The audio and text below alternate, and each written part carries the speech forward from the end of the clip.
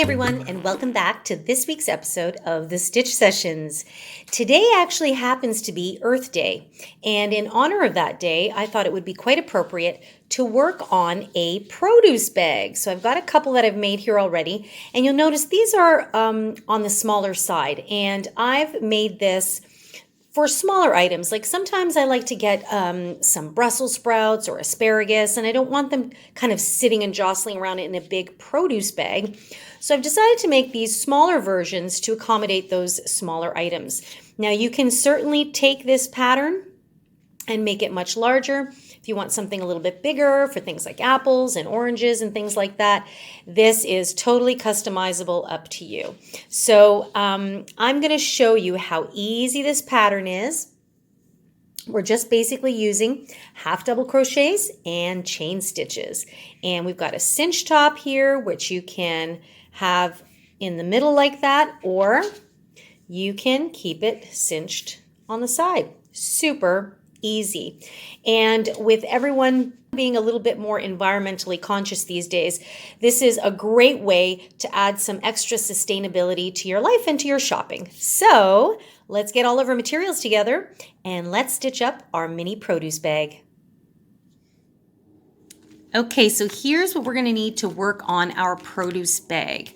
So the yarn I'm using for this project is Aunt Lydia's crochet thread, and this is considered a super fine #1 weight yarn, and they are recommending anywhere between a 3.5 to a 3.75 millimeter hook. I myself am going to be using a 4 millimeter hook for this project, also known as a G or a 6. And I just want my stitches to be just a smidge looser than usual. And in case you're wondering, this particular color is called a lime. I thought this green color would be so appropriate for Earth Day. So we are going to need, for the life of me guys, I have looked up and down this label and I cannot seem to find the amount of weight that is in this ball here. I would guesstimate it's about 100 grams. You're not going to need the whole thing. But anyway, I picked up one of these and we'll see how far it takes us. As always, you're going to need a pair of scissors and your trusty darning needle to sew in your ends at the end. Now, I just wanted to start off by showing you this first one that I had made here. And this one is a little bit smaller, and I love to pick up things like Brussels sprouts or broccoli heads, a little mini flowerets. And so sometimes I just want a small amount and I want a little bag to put it in. So that's why I made this one a little smaller. This one measures, let's see, it looks like about 7.5 inches in length or 19 centimeters. And the width is just under 6 inches or 15 centimeters. So you'll notice too that the texture is a little bit thicker. I used Bernat's Handicrafter cotton, which just creates a little bit of more thickness in it. And I have the cinch top at the top and we are good to go. Okay, so this is perfect for scrap busting. So that's why you see these are multicolors here. But I thought I would give this Aunt Lydia's crochet thread a try because I like the fact that the thread is a little thinner. So it's going to create a little bit more room. I'm going to make a slightly bigger bag in the project we're doing. As well, this is mercerized cotton. And what that means is it does not stretch. So through washes and things like that, it won't start to sag and stretch as much as something like this will. So eventually this is going to kind of give a little bit. Still pretty strong, but we're going to try this puppy out and see how we do. So let's begin. So like with this bag, we're going to start from the bottom and work in the round and work our way up until you get the height that you desire. Okay, and we're going to create this simple, I'm going to stick to this simple mesh type of pattern. And in fact, for those of you that know the moss stitch, also known as the linen stitch, this is going to look very, very familiar to you. So You're going to start by taking your crochet thread and you're going to create a slip knot.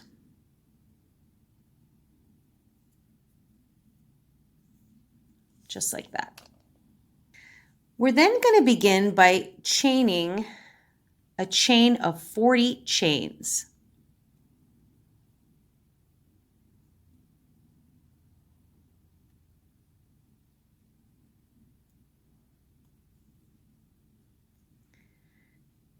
You can see that I'm keeping them very relaxed and loose, and that's exactly what we want to keep doing. You want to make sure that you will be able to reinsert your hook back into that chain again later on. Once you've chained 40, you're going to have something that looks like this. You want to be careful that it doesn't get twisted. Okay. Now, here's the time when you want to assess for yourself if 40 chains is enough for you.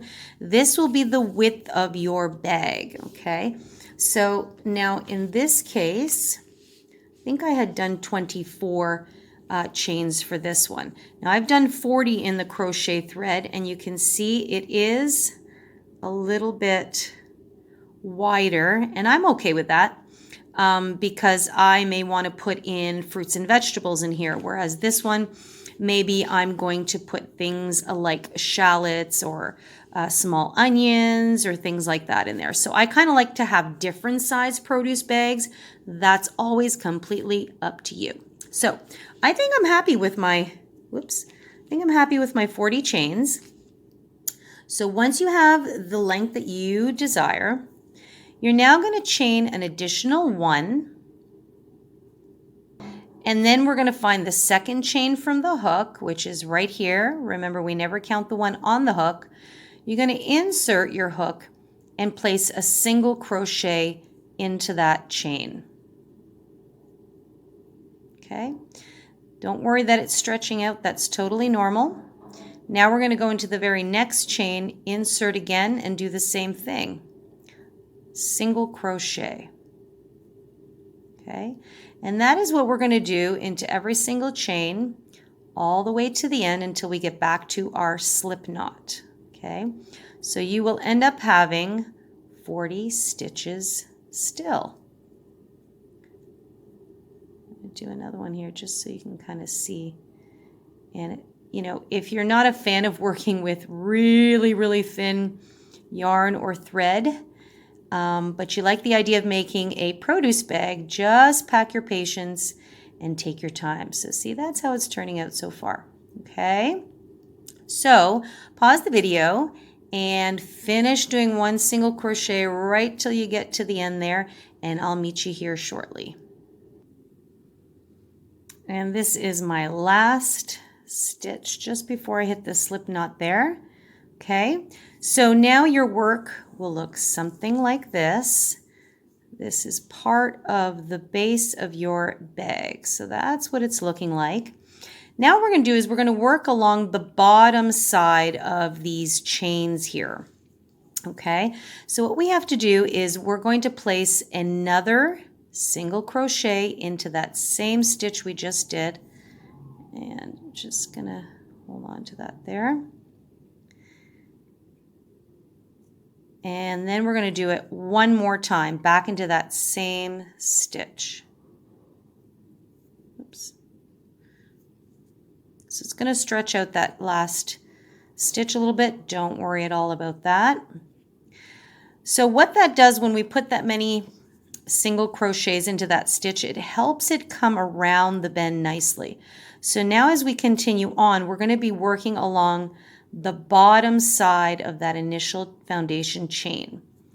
So now what we're going to do is we're going to go into the very next stitch, which is right there on this side of the slip knot. What I want to do is I want to work over my short tail. So I'm just going to trap it in there as I go. Just like that, and single crochet.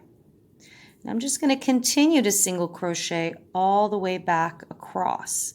So my next stitch is going to be there, And these stitches will stretch a little bit. The chain row always does, so don't panic. Okay, so you pull it through and single crochet. I'm going to do that one more time into the next stitch. Pull through and resolve like a regular single crochet. Okay, so now you can really see it's come around the edge there, and this is going to be the base spine of your bag. Okay, so this is going to be the very, very bottom of your bag. So you're going to do that all the way to the end, one single crochet into every single stitch until you get back to the end here. And I will meet you here to end off our first round. Okay, so I've just done my last stitch into the very last chain, and now I'm going to do one more, and this is just going to bookend each side. So remember how we did those that one extra single crochet at the first end? So see that? So that brings me up nicely to my very first chain one, and then I'm going to slip stitch to join my round. I really want to try and make sure I get both loops. There we go, just like that. And I'm going to slip stitch to join. And there we have it. See how nice that looks? So this is now the base of our bag. So we've got what looks like a really, really skinny oval. Okay. So what we're going to do now is we're going to do one more round just like this. We're going to chain one. And we're going to go right back into that stitch where we slip stitched. And we're going to just single crochet. Okay, and this time it's going to be much easier because we've got full stitches to work with. And we are just going to place one single crochet into each stitch. By the way, I did forget to mention, I get all excited sometimes when I get on these projects. So remember, we started with a chain of 40. So we had 40 stitches, but then we worked around the sides. So we added an extra stitch at the end, which makes it 41. Then we added another 40 along the bottom, which makes it 81. And then we added an extra stitch on the side, which makes it 82. So now we're working in the round, and we now should have 82 stitches at the end of round 1, as well as at the end of round 2. Now again, this is if you did 40 stitches like I did. If you did a bit more, a bit less, what you're going to do is your stitch count, just so that it remains nice and uniform, should end up being double the number of stitches you started with plus 2, because remember we added one extra one on each side. So if you started with 30 stitches or 30 chains, you should have 62 chains at the end, okay? But if you're following along with me, we now have 82 chains. All right, for round 2, you're just going to keep doing the same thing, one single crochet into each stitch all the way around your bend, and you just keep going. No worries about increasing or decreasing, and I'm going to meet back up with you at the very beginning. If you find that you're working with a thread and it might be a little bit tricky to remember or to be able to see where your start and end is, you might want to put a little safety pin or stitch marker right there just so that it's easier to identify. All right, off to the races you go, one single crochet in each, and I'll meet you back here shortly. Okay, I'm in my very last stitch here.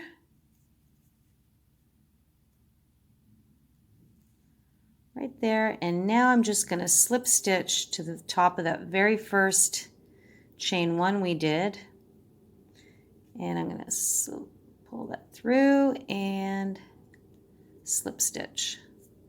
There we go. So it is starting to bow in a little bit, and that's exactly what we want. Just at the ends there. So now your work looks like this, and so now the bottom of our bag is really taking shape, okay? Now we're going to change things up a little bit. Now we're going to do for row 3 and every other row up to work our bag, we are going to chain 2 and then right back into that same stitch, we're going to half double crochet. So you'll yarn over, insert your hook, pull up a loop so you have 3 loops on your hook. Now you're going to yarn over and you're going to pull through all 3 of those. And the reason why I went back into the same stitch is because we're not really going to count that chain 2. Okay? Next, what we're going to do is we're going to chain 1. We're going to skip the next stitch, and into the following stitch, we will do another half double crochet. Pull through all 3. Okay, so that creates like a little eyelet there. We'll chain 1 again, skip the next stitch, and into the following stitch, we repeat that. We will do a half double crochet stitch. And that is what we're going to do for the rest of this project. Okay, so see it's creating little spaces there. So you chain 1 again, skip a stitch, and into the next stitch, half double crochet. And I'm using half double crochets instead of double crochets because I find the double crochets might be a little bit too tall. And to do the traditional linen stitch, which is using single crochets, which by the way, you certainly can do. But I wanted to create a bag that just had a little bit of give to it. So as you can see with this one, that kind of airy, meshy look, especially because I'm using this as a produce bag. I want to be able to have it breathe a little bit. And also it makes it a lot easier for me to identify what's inside the bag without having to open it. So that is my story. Okay. So for now, I think you've gotten the gist. We're going to chain 1, skip 1, half double crochet, chain 1, skip 1, half double crochet. And you're going to do that all the way around. So as you come up around the bend, you just continue on around these stitches here and off you go all the way until you come back to the top again. So I'm going to meet you there just to talk you through how to close off and begin again. And then you're off to the races. Okay, so I have 1 stitch left. I've done my chain 1 and this is a false stitch. So remember that's where the chain 2 came out of. We are going to slip stitch into the top of that very first half double crochet. So remember, we're ignoring our chain 2 there. Okay. And if I can find the proper stitch right there. So I'm going to slip, whoops, shouldn't have yarned over. Okay, so I'm going to insert my hook there. And I'm going to slip stitch to join round 3. Okay, so now our work looks like this, and you can see in the corners they're really starting to bow up. That's what we want. So round 1 and 2 were just simple 1 single crochet into every stitch. Round 3 was half double crochet, chain 1, skip 1, half double crochet, chain 1, skip 1, etc., etc. That is now the base of everything we're going to do next. Okay, so it should be even easier to work our pattern. So what we're going to do is we're going to chain 3. We're going to chain 1, 2, and 3. And now we're going to go into our spaces here and we're going to half double crochet. So the chain 3 that we did at the beginning counts as a half double crochet plus 1 chain. So now we're going to maintain a nice meshy look, so to speak. So we've done a half double crochet there, and now we're going to chain 1. And now it's easy. We don't have to count stitches or see where the chain 1s are. Now it's going to be easy because all we're going to do is we're going to work into the spaces. So once we've chained 1, we yarn over, find the next space and half double crochet into that. Okay, chain 1, find the next space and half double crochet into that space. I'm going to do it one more time. We're going to chain 1, find the next space and half double crochet into that space. So now you can see, so those of you that are familiar with the linen stitch, you can see kind of that alternating layered effect there with the stitches. And that's just the way I like to do kind of meshy designs. Traditional mesh designs have you placing the stitches, the full stitches, one on top of the other, and that's okay too. But this is how I like to do mine. So this is now the pattern to build up the height of your bag. So you're going to keep doing that all the way around as we've done so far. And when you come to the end, I will meet you here just to kind of talk you through, because remember we did chain 3 this time. It's going to be the same protocol. So you will have just worked into this last chain, this last chain space here. And then what we're going to do is we're going to slip stitch to join at the top. Okay, and so this chain 3 and that last stitch will act as one. But I'll meet up with you there in a minute after we've done this next round, just to kind of guide you one more time before I let you loose to create the height of the bag you desire. And here I am at the last space. So I've chained 1, I'm just going to half double crochet into that space there. And I'm just going to slip stitch now into this space here. Okay, so that way that chain 2 will act like it belongs to the half double crochet. So I've slip stitched into the space, and then I'm going to chain 3 again, and I'm just going to continue as I've been doing. I'm going to go into the next space and half double crochet.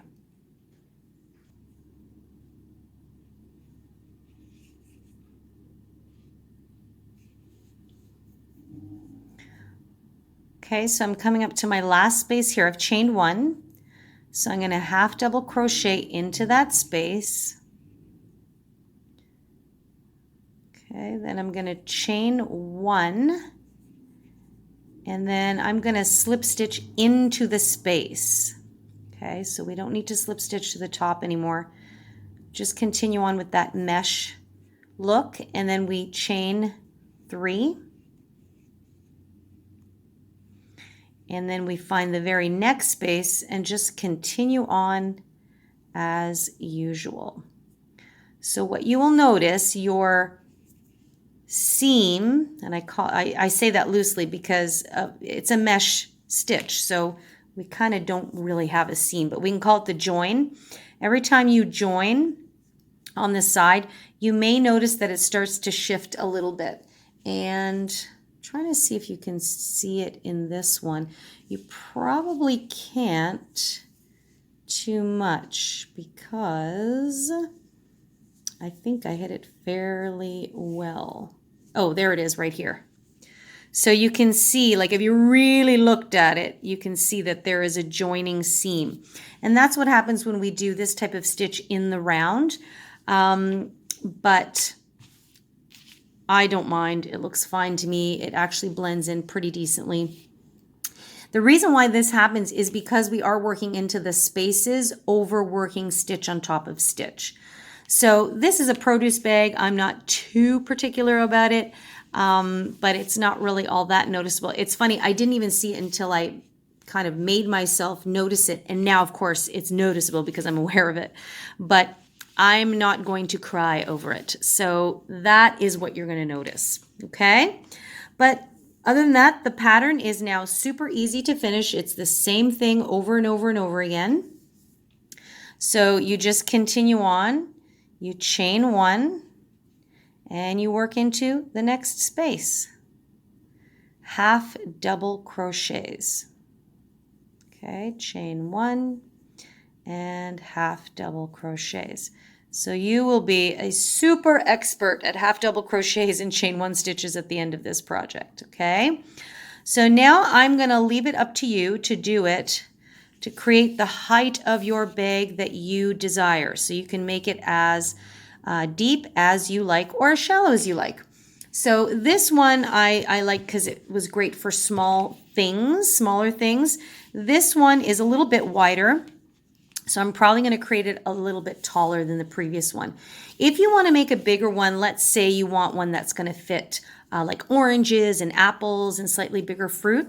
At the beginning, again, you may have wanted to do more than 40 chains, or what you can do is simply just make it taller. Again, these bags have a lot of give. Like if I wanted to put, 2 or 3 apples and oranges in here, I probably could do it no problemo. Okay, so other than that, I am going to set you guys loose to finish the height of your bag, and I will meet back up with you here when we're ready to talk about finishing it off. Okay guys, so I have come to the end of the length of my bag, and I frankly just used up the whole roll here, and this is what I got. So in case you were thinking about doing a garment with some of this Aunt Lydia's crochet thread, you just have to budget for it because it will take you a lot. So this is my bag. Now it's narrower because of the purpose I'm using it for. So this produce bag is going to be for smaller things like small and tall, like green onions, asparagus, Brussels sprouts. I don't like to have like a huge bag of it. So mine for this particular purpose is narrow. You can definitely obviously make different sizes, which I also will be doing, that are wider, taller, shorter, however you like it. But I'm really happy with how this came out. So it's got a little bit of give here. So that's what the mesh pattern allows for. And basically, I am right at the very end of my roll. So what I'm going to do is I'm just going to create a little cinch tie around the top. I'm keeping this design really super simple. I don't really have a need for a handle per se. So now all we're going to do is create the cinch top for our bag. So I'm just going to pick up where I left off, and I made the effort to make sure that I stopped right in a corner here, okay? So that way it won't seem as obvious, but at the end of the day, it is just a produce bag, so no big deal. So I've just slip stitched to join here. And now what I'm going to do is I'm going to proceed to do one long chain. This chain will then get fed in and out of my eyelets here. Okay, so I am pretty much just going to use it until I am done. So I'm just going to proceed to chain. And for those of you tight crocheters, you can have at it. You can go to town here.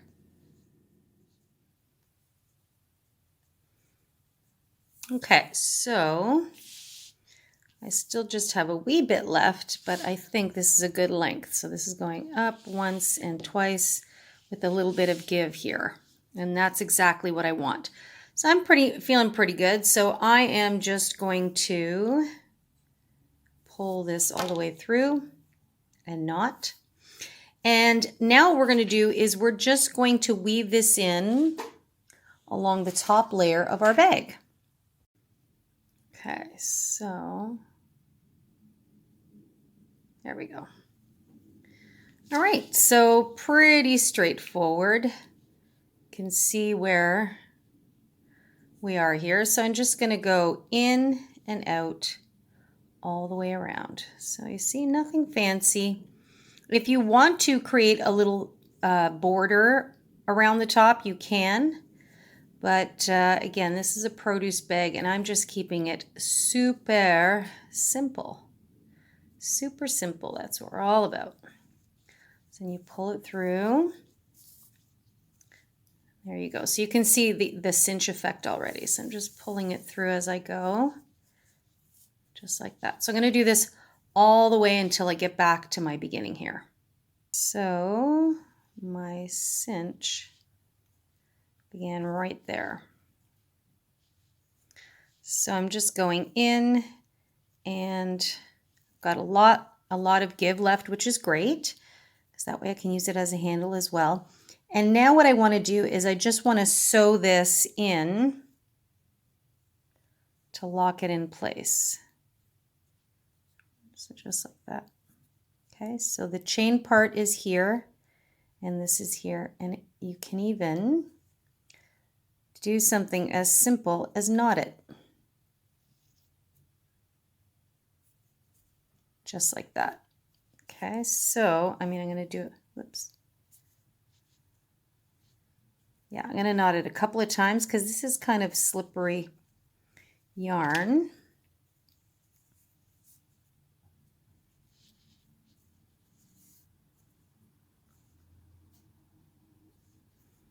I'll do it one more time.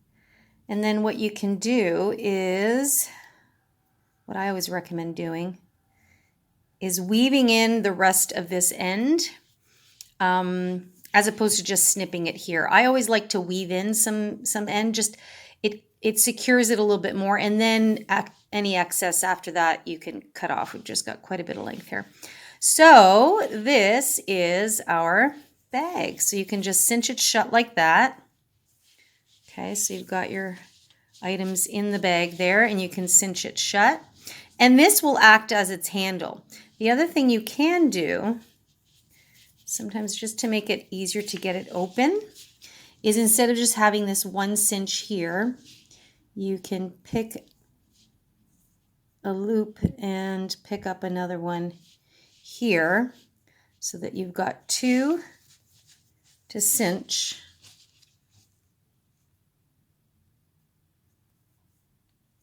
There we go.